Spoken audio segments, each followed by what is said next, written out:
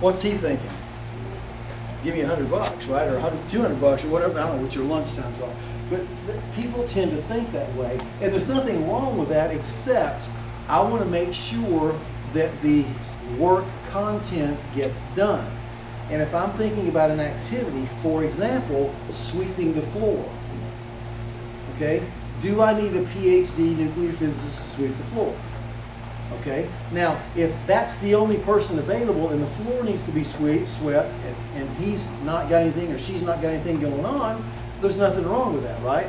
But if we're not gonna get the project done because they've got to go sweep the floor, I better have a laborer there to make it happen. Does that make sense? So we're thinking time, we're thinking money, but in this instance we're separating because we need to do that for the schedule purposes, right?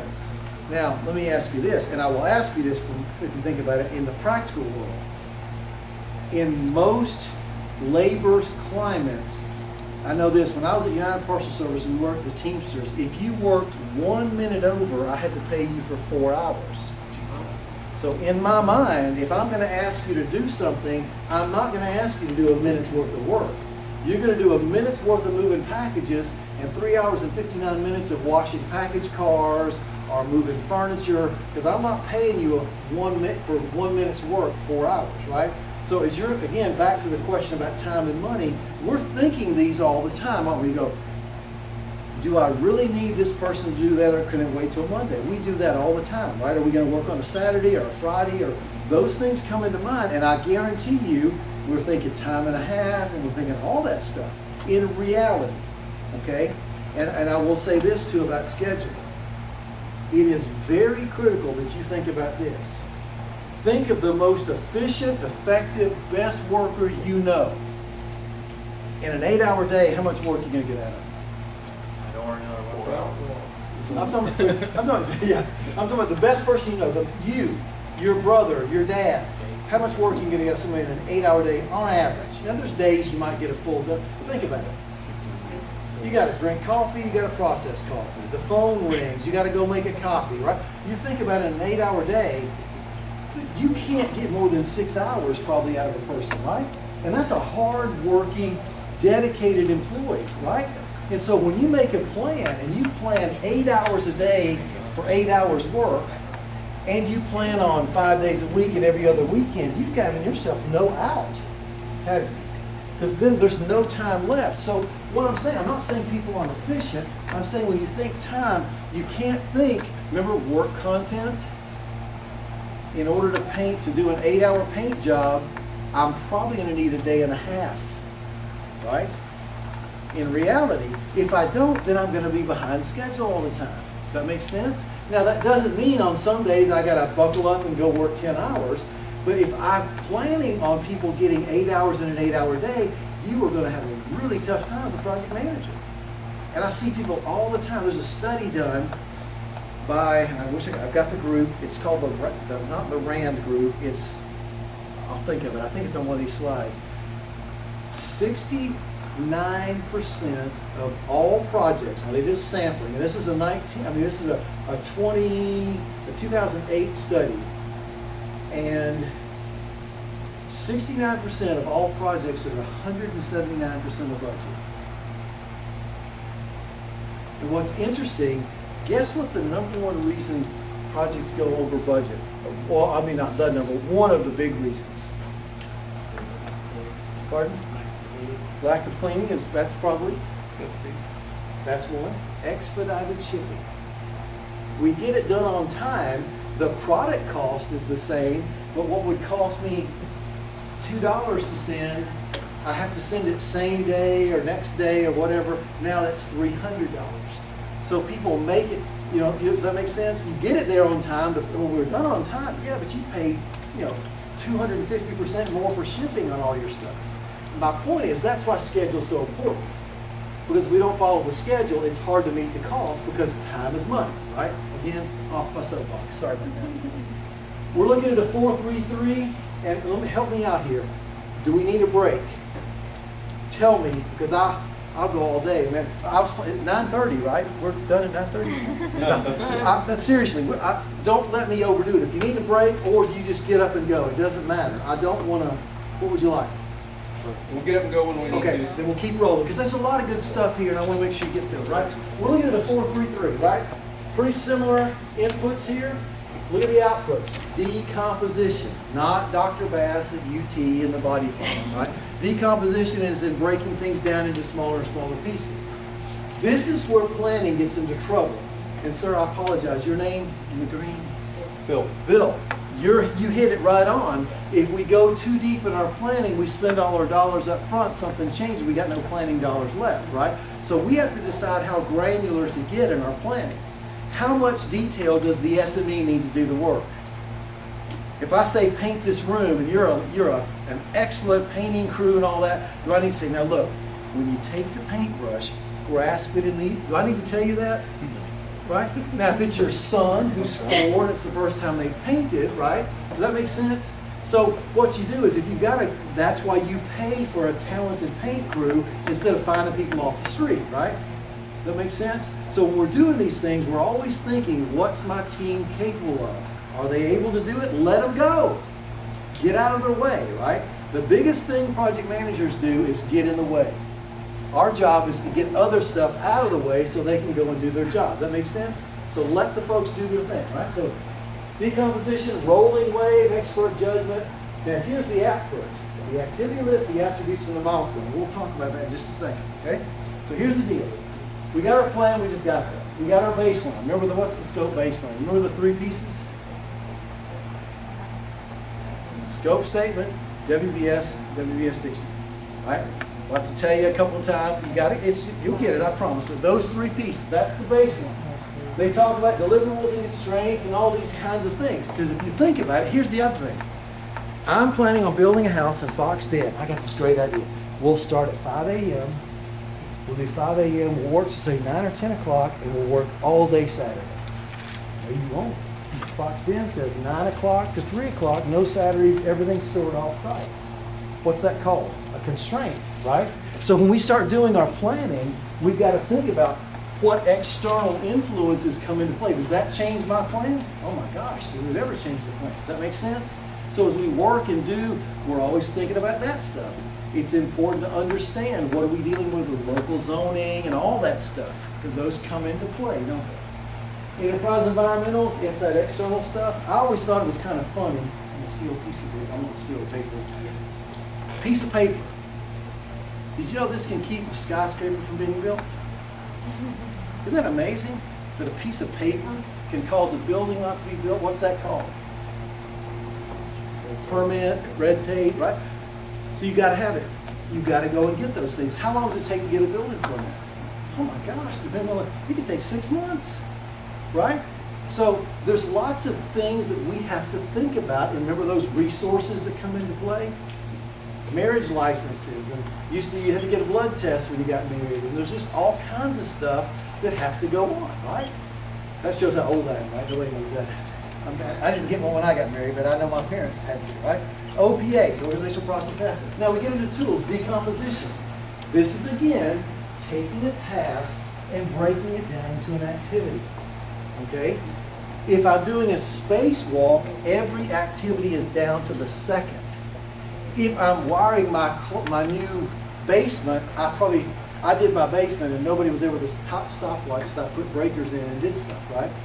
We did it over a couple weekends. It may have taken 3 or 4. It's not that big a deal, okay? So it depends. But activities are parts of work packages. Now, if you think about it, technically a scope, the smallest piece of a WBS is a work package or a task. And that's where Gene Kranz says guidance go. There's a heck of a lot more in guidance. All kinds of stuff going on. Those are the activities in the smaller and smaller pieces, right? So we got our decomposition, we're breaking things down, rolling wave. Okay? I saw a documentary a few years ago. They were building a new hotel in, I think it was Dubai, but they were going to run a Grand Prix event, but it was going to run through the lobby. All right? So they actually, during the Grand Prix that occurs every year, people could sit in the lobby of the hotel and watch the Grand Prix, right? Well, when they were building this building, they built this outside glass thing that was supposed to help with ventilation and humidity and stuff. but they hadn't decided exactly on how to build the building, but they built this outside piece first and then built the building inside of it around it. That's rolling wave, right? Again, I know more about today than tomorrow, than the next day, and those kinds of things. And also, there are times when people are going to build and they say, well, I'm not sure if we want to build a 2-story or a 3-story building. If I need to get started, what could I do? Go ahead and build the foundation for 3 floors, maybe spend a little extra money, but then I'm ready whether I build 2 floors or 3, right? You pay a little more, but you go ahead and get started, right? Again, it all depends. So there's this rolling wave piece. It's a form of progressive elaboration.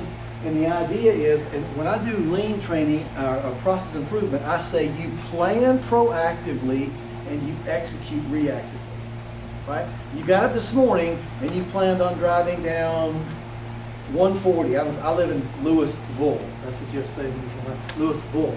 And so you go out 140. Well, 140 turns into what? Mississippi, what's the road? Right. But it goes from an interstate to a 4-lane highway to a dirt road or whatever, you know, but so I plan on taking that. What happens if I get up and there's a wreck? What have I got to do? Well, I'm either going to go 321 down Loudon and come back that way, or I'm going to go down Alcoa Highway and go, right? So I'm always thinking those kinds of things, right? It's progressive elaboration. It's rolling wave planning. I've got it in mind. What if you got up and you thought you had a full tank of gas and you had none? Well, I'm just going to drive it and see how far I can go. No, I got to pull over and get some gas. What might you do though?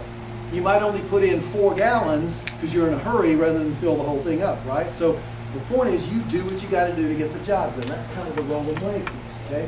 Again, we talked about decomposition, and it's that idea of breaking things further and further down. The expert judgment piece, that's going to be a pretty common thing we're going to see, bringing people to help us out. The activity list, the list of activities. What are we going to do, right? We're going to put on a primer coat. Why do you put on a primer coat? If there's stuff behind it, if you want the paint to adhere, if you've got a dark color, you want it to become a light color, right? There's lots of reasons for that. So you put the primer on. Well, what's the primer coat consist of? Well, if I'm going from dark to light, I'm probably going to go light. If I'm going light to dark, I'm probably going to go dark, right? The attribute list is things like, well, who's going to pay for the paint? Well, that comes out of reconstruction building plan 1, 2, 3 as opposed to new construction 4, 5, 6, right? So there's going to be things like activity codes, and there's going to be possibly cost codes, and there's going to be all kinds of stuff that may or may not be part of that we could list as attributes, right? Those are things we might want to think about. And then there's this funky thing called a milestone.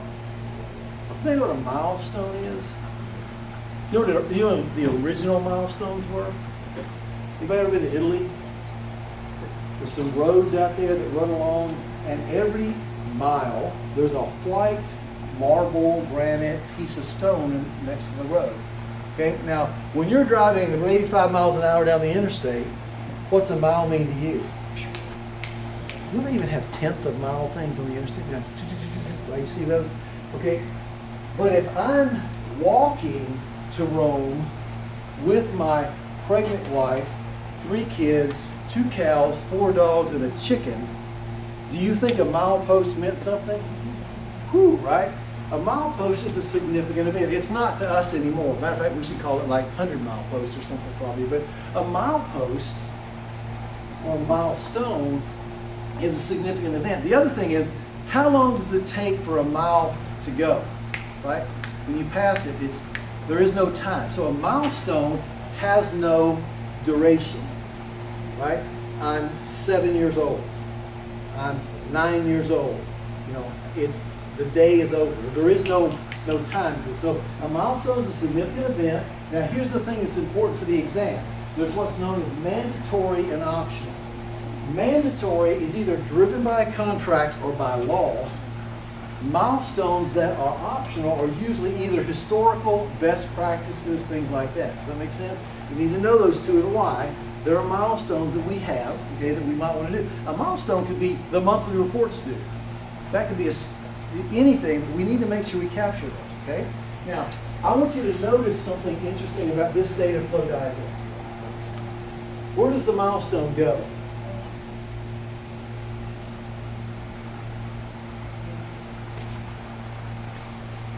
And then why does it go anywhere else?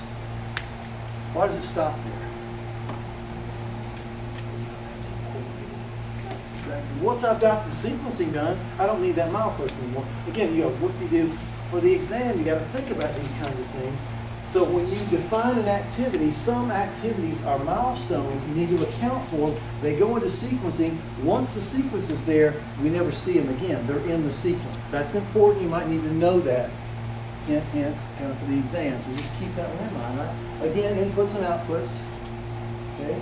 And this is, again, every one of these is in the book, right? Pick your figure 6.6 or whatever that happens to be. There are 47 of them that you probably want to get a look at because they give you a visual representation of where the inputs and the outputs come from and go to. That'll help you some on the exam, right? Okay? We're now getting into sequencing. We've got our activities defined. We're now thinking about how we're going to logically set them up, right? We're going to a logical sequence of work. Logical may depend on the time of year.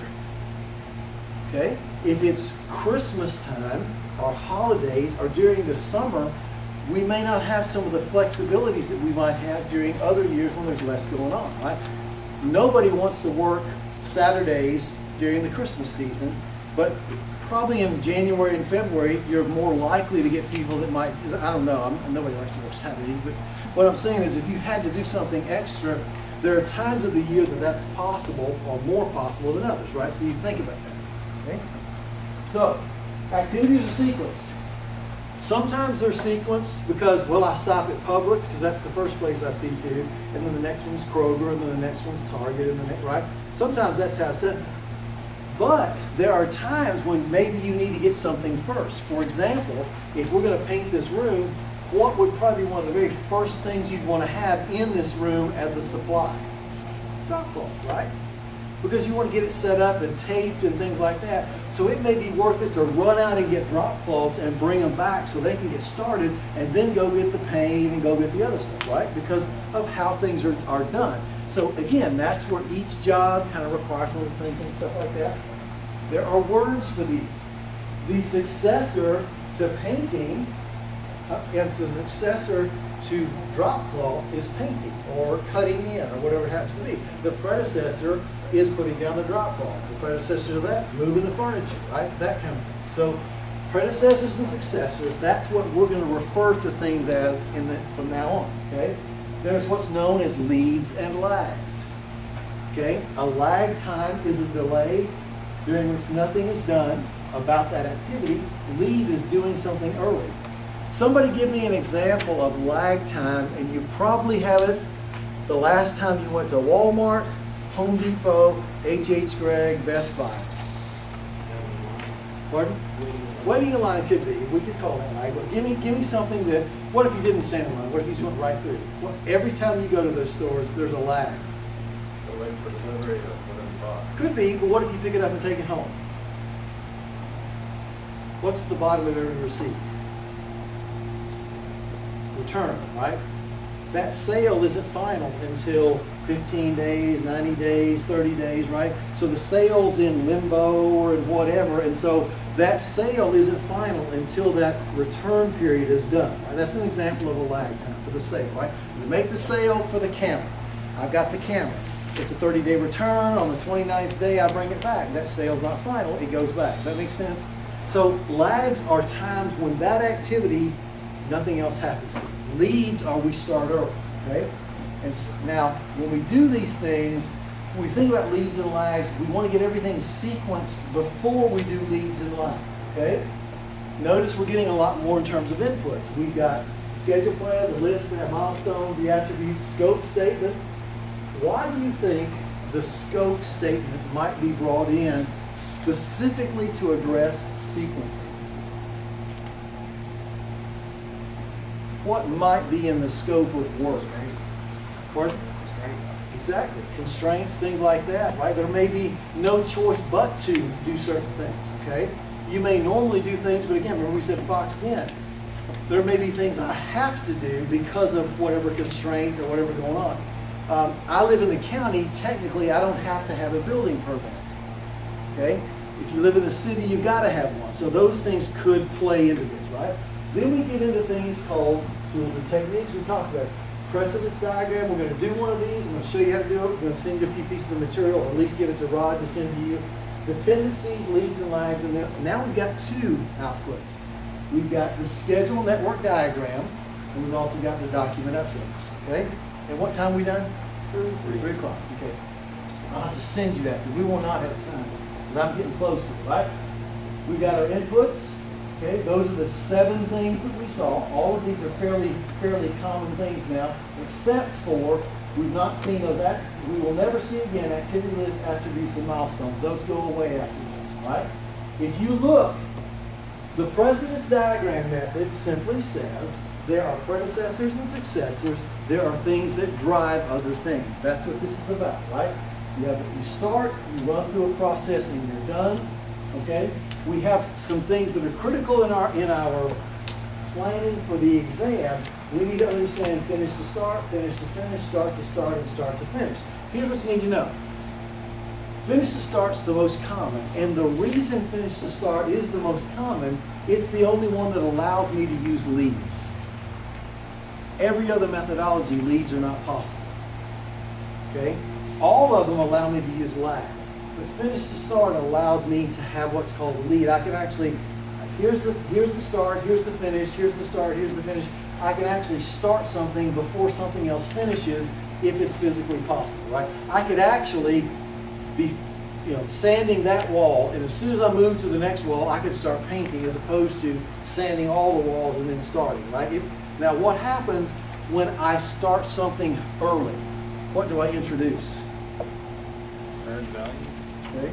Yeah, you're going a little too far. We haven't quite got the cause. Think of the word that starts with R, ends with K, and has is in the middle. Risk. Right? Don't I introduce risk? Because if I'm sanding that wall and move over here, what could happen while I'm painting? Right? So anytime we lead, we start early, those are awesome. However, what could happen? Well, by starting early, I could cause something to happen that I don't want it to. So we need to be fully aware if we start early, there's a risk potentially introduced here, right? Okay? Again, this just is a graphical representation that's in your book. That's slide 40 if you want to look at that. Keep in mind, here's critical, on dependencies. There are things, there are specific things here. There's what's known as mandatory, okay? Mandatory dependencies say, contractually, you must do this. You must submit a report. You must genuflect when you walk in the room, or whatever. I mean, there's whatever has to go on, right? It's mandatory. It's contractual or legally, you've got to do things, okay? Then we get into discretionary, okay? And discretionary is usually best practices, okay? You have to let concrete dry. Most people like to let it go a little more than just dry. But you can't stomp in concrete when it's still wet, or we got a problem. A lot of people like to wait a little longer because they don't want to potentially put cracks and dam it, right? So there's gotta do's, and then there's discretionary or best practices. There's also internal and external, right? Usually with an external, for example, in order to have a weekend test, you must have the project into the testing team by 3 p.m. on a Friday. If you don't, they don't do it on Friday, they do it next week, right? That's an external. Internal are things that we do within the project. This is the way we do stuff, right? We never let a paper or an email or a calculation leave without somebody else checking. That could be an internal. Make sense? Mandatory, discretionary, external, and internal. Critical stuff. Leads and lags. Again, leads allow the successor to start early. Lags say, let's hang out and wait. Okay? And again, warranties, things like that, may be a good example. Okay? Project schedule network diagrams. These are graphical representations. Take a quick look at this. There's a lot of stuff this diagram tells me. I don't even know what this project is. For example, right? When can C start? Pardon? Right? Does that make sense? And then really, that's after H, and H starts, and so all this, right? So we can kind of see a diagram a lot of times gives us a visual. Even though I don't know a lot about that, I can put something on the wall like that and people can go, oh, that and that are dependent on that. Does that make sense? So graphically, it can help us as we determine this, right? Notice again, an output is a project document update, okay? Now, project schedule diagrams. They create schedules, but they're not the schedule. Okay?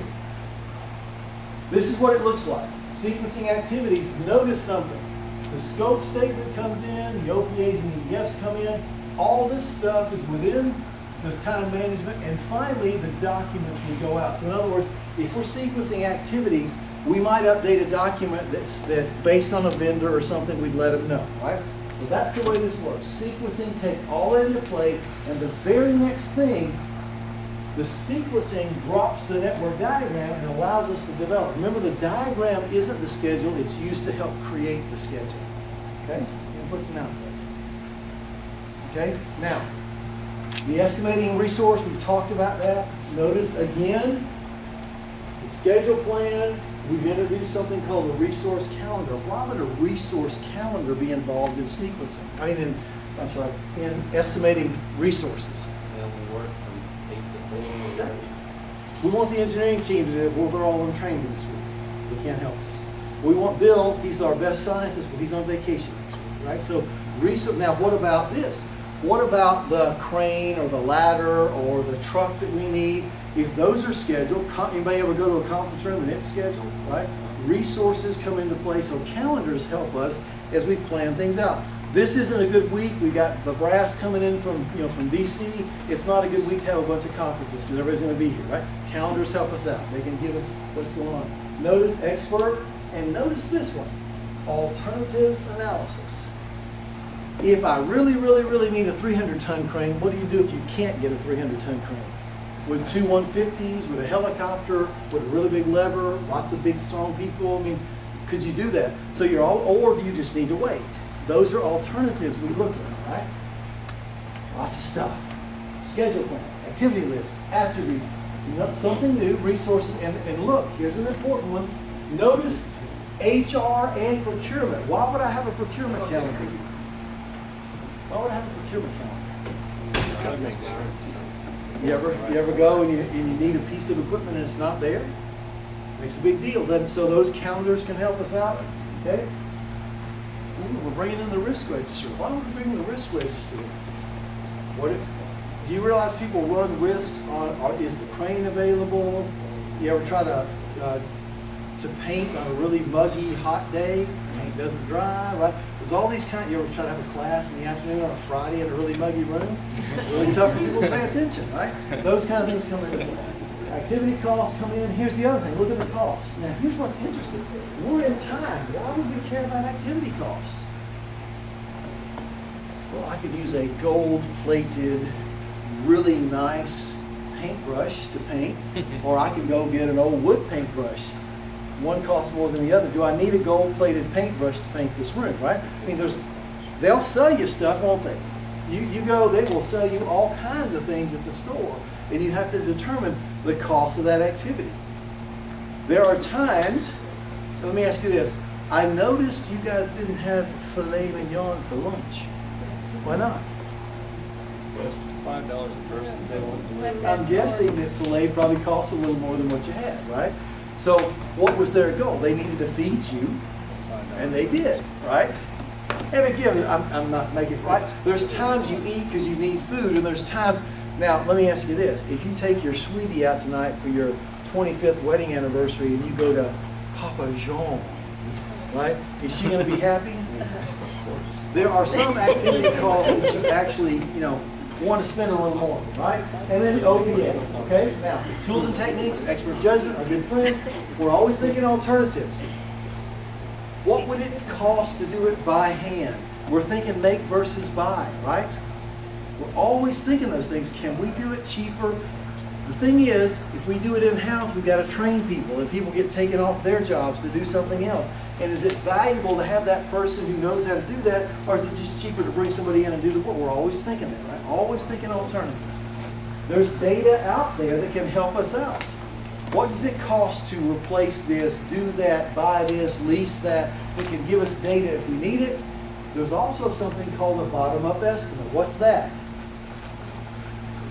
Call Lowe's. What's a 2x4 cost? What's 10? What's 100?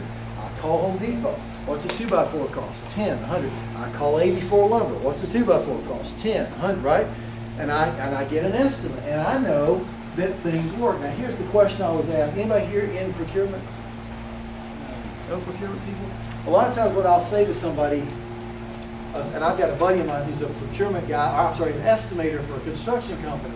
And you know, he knows 2x4s and this and that and the other. I said, what would happen if I sent you to Miami to do a job?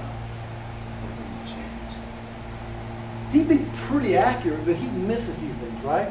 And so as that's something that people sometimes don't think about. You sit there and do your estimate in Knoxville, but the project's going to be done in Las Vegas, right? So we're always thinking, what are the differentials? What are the little pieces and things that come into play? Does that make sense? We've got project management software, Primavera, Project, Basecamp. There's all kinds of stuff out there that can help us with the numbers and keeping things in line. And I know I'm rolling. You give me just a couple minutes. The resources, the outputs are the resource requirements. If I'm going to do a lift, I need a crane. If I'm going to change the light, I need a ladder. If I'm going to turn the screw, I need a screwdriver. I need the right kind of screw. Torx, Torx, Phillips, flathead, right? All those things come into play. I got to know those things, right? The resource breakdown. Notice it's called an RBS. I can build a chart that says procured tools, built tools, people, buildings and rooms, vehicles. I can have a resource breakdown structure based on internal and external, based on people versus stuff, based on vendor bought versus internal. So my resource breakdown allows me to maybe check, could one vendor do all that? Do I need multiple vendors? But it's just another tool that I can use to help me as I look at my resources, right? Again, our big friend here, the data flow diagram. Notice we're getting stuff from risk and cost and HR and procurement. We're feeding into the system, and our results are going out to HR and procurement. When we get done with these resources, I've got to let HR know how many people I need, how many people I need and when, and I got to let procurement know how much stuff and when, right? So we're communicating in and out. They're telling us what's there. I've got 9 people available next week. I need 6 of them. That's kind of how that, if you're thinking the way that might work. Inputs and outputs. Okay, real quick, I promise, if you'll give me another couple of minutes, I want to make sure you see this stuff, and that gives you a little something to review, all right? The durations are pretty straightforward, okay?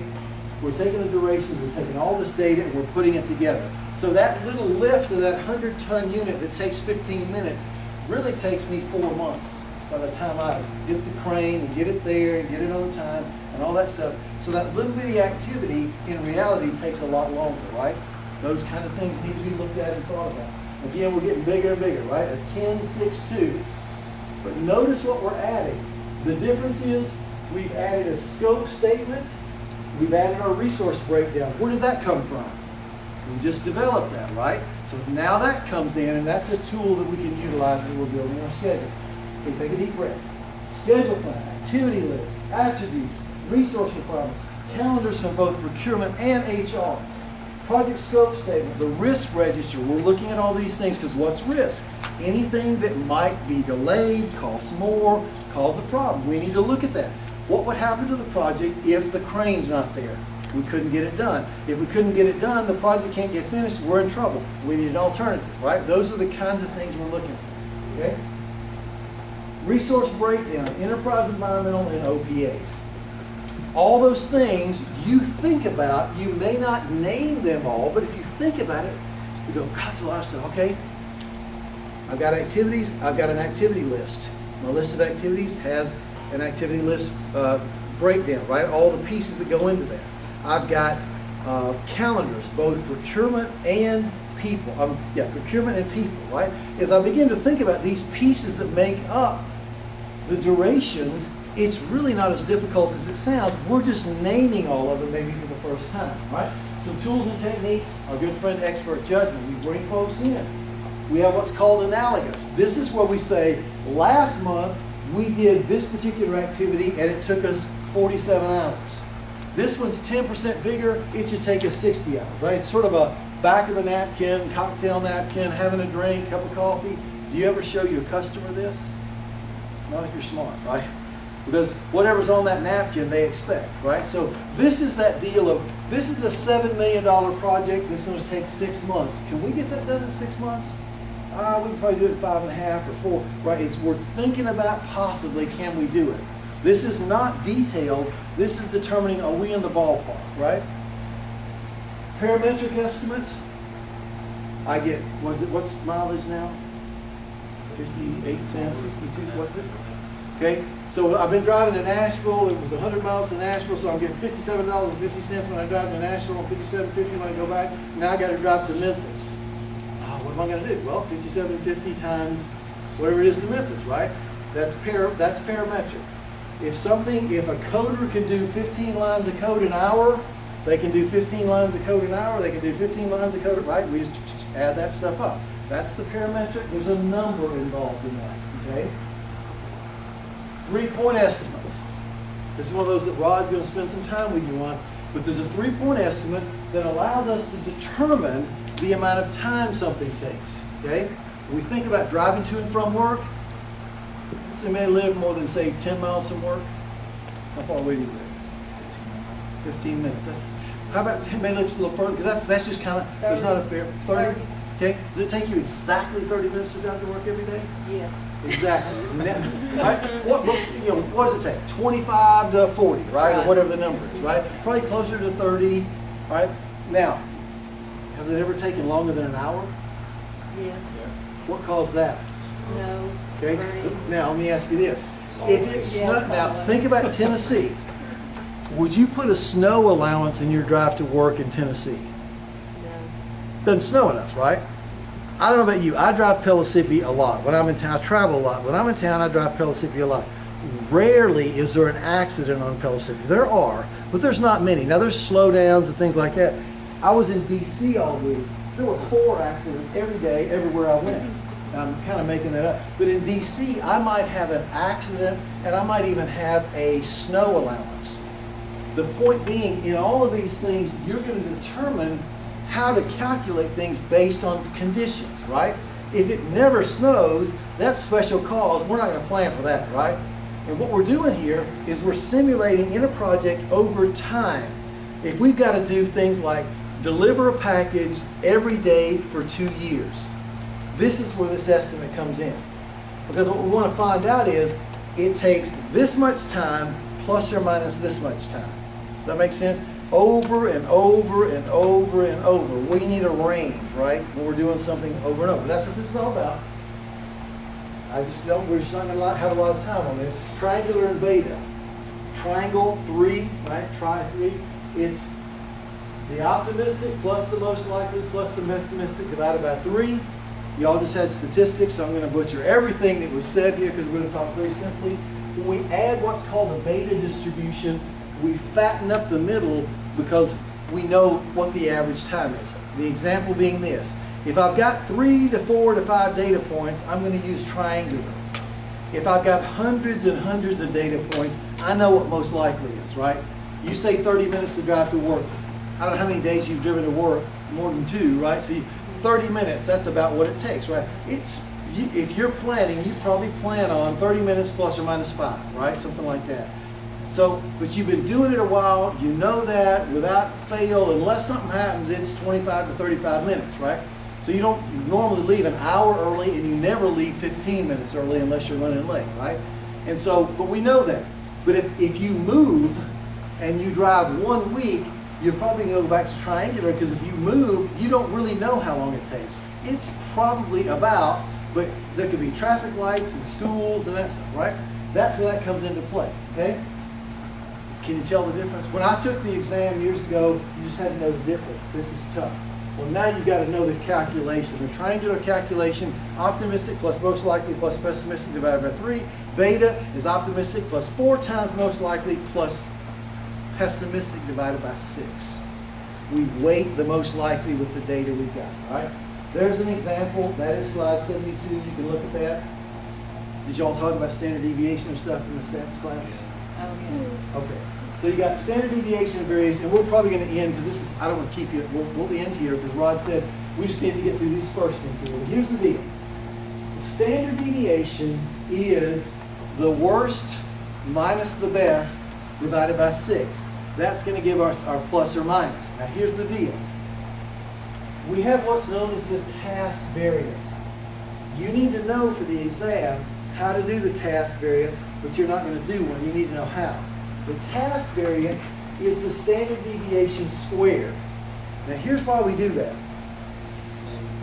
If I add up standard deviation, what am I going to get? 0. Plus 10 minus 10, 0. Plus 20 minus 20, 0. Plus 3 minus 3 is 0. But if I take the standard deviation and I square it, the variance for that task is known. Now I take every task, I take the standard deviation for every task and square them, add them all up, take the square root, now I've got the standard deviation for the whole project. Does that make sense? You're not going to have to do that on the exam, but you need to know that, and here's why it's important. I just did this up at Portsmouth. We did the OSWDF, the On-Site Waste Disposal Facility, and the first time that I know of in DOE, we did a Monte Carlo simulation on time and cost. There are 137 WBS elements. Those elements had anywhere from 10 to 75 activities, okay? We had a project team for every one of those. Sometimes there were duplicates, but we had a subject matter expert, an estimator, a cost expert, and a procurement or cost person in there, right? Those 4 to 5 people looked at each of the 47 WBSs, took all the activities, and they went down the line. They did the estimate for what it would cost and the estimate of how long it would take. For each of those estimates, they went around the room and they said, what's your confidence level on the cost? And it would be high, medium, and low. High would be greater than 80%, medium was about 50%, and anything less than that was considered low. So in other words, if you had a good confidence level, and we were around the room, we talked about it, spent a lot of time on it, so each element and each activity in each element had all those looked at, the cost and the time, and each one of those had a risk component to it. We put all those together, we added up all those variances, we went back in and all that stuff, and Monte Carlo simply is random number generation, right? You probably talked about some of that. And what we decided was this particular project would take 5 years, 2 months, plus or minus 3 weeks. And it would cost $2.2 billion, plus or minus $180 million. They used that for the estimate, they won the bid.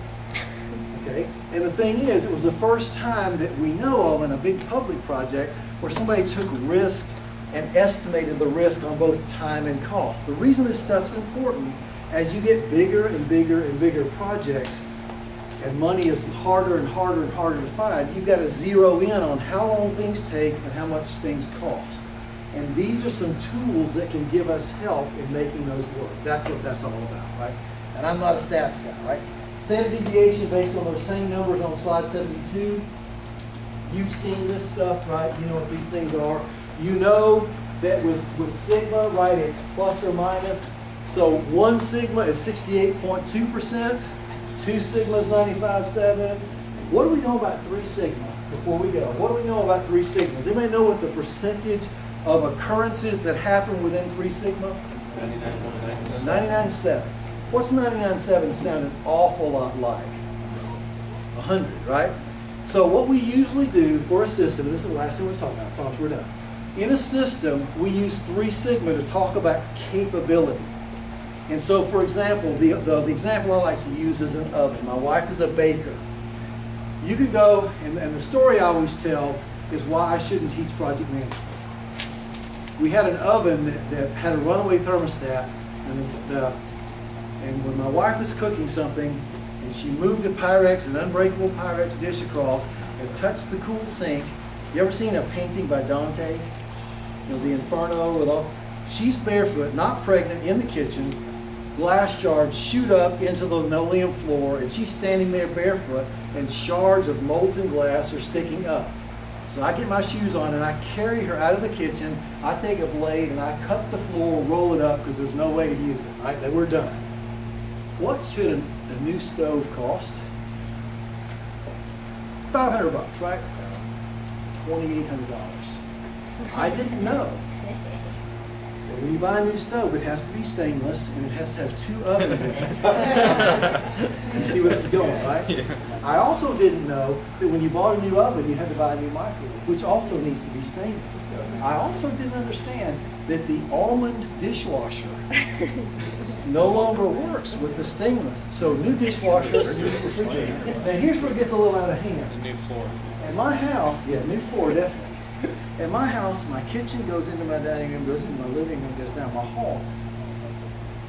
I should have known, you have to paint everything. When you paint the kitchen, you basically paint the whole house. And then it really gets nuts. A black leather couch and a Steinway.